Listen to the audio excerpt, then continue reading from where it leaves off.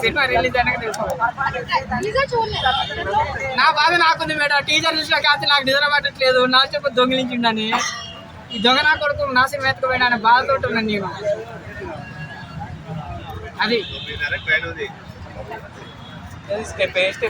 శంకర ఉన్నాయి కదా. శివ శివ శంకర శివ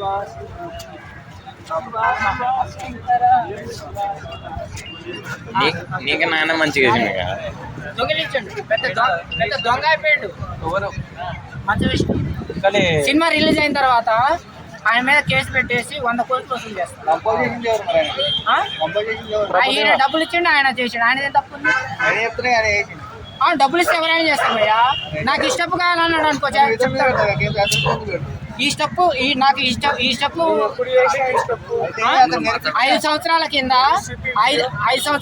5,000 ఇచ్చి ఎవరో తెలుసా? మా మాస్టరు రాకేష్ మాస్టర్ చచ్చిపోయింది కదా. 5 సంవత్సరాల కింద 5,000 ఇచ్చేసి 5 రోజులు నేర్చుకున్నా. నాకు అన్ని ప్రూఫ్లు ఉన్నాయి. మళ్ళీ బయటికి తీసుకొస్తే మొత్తం తారుమారు చేస్తారు సాక్ష్యాలు. రిలీజ్ అయినాక కోర్టులో చూపిస్తాను నేను. మీడియా వాళ్ళు కొంచెం హెల్ప్ చేస్తారని చెప్పేసి చూపిస్తే కోర్టులో అది కూడా హెల్ప్ అవుతుంది. అంటే ఆయన తెలవాలి కదా. ముందుగా ఎవరైనా కానీ వచ్చేసి సంపర్ భయ్య ముందుగాలు ఏం బిడ్డ నగరాలు చేస్తున్నావు బుద్ధపాలు కొడతా అంటారు. ఓడైనా కానీ ఆయన పోతే కొడతారు, ఆయన పోతే చంపుతారు. అవునా కదా. ముందుగాలు నాకు ఏదో రకంగా నేను 100 కోట్లు డిమాండ్ చేస్తున్నా.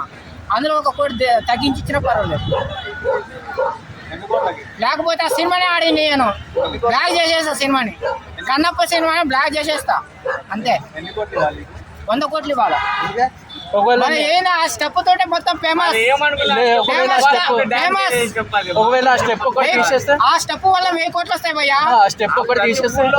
తీసేస్తే ఓకే. ఆ స్టెప్ వల్ల 1000 కోట్లు వస్తాయి సినిమాకి. ఏమనుకుంటున్నావు? రాకేష్ మాస్టర్ స్టెప్ అంటే ఇప్పుడు తెలుగు సినిమా ఇండస్ట్రీలో కాదు మొత్తం భారతదేశం మొత్తం డాన్స్ నేర్పిస్తున్నాడు. ఎవరు? డి జోడి శేఖర్ మాస్టర్ వాళ్ళ శిష్యుడు. వాళ్ళ గురు కాడ నేర్చుకున్నా నేను ఆ స్టెప్.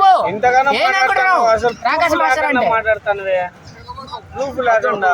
అన్ని ప్రూఫ్లు ఉన్నాయా సామి నా కాడ? ప్రూఫ్ లేకుండా కిందట ఆ స్టెప్ మర్చిపోయినా నువ్వు కాపీ కొట్టినావు.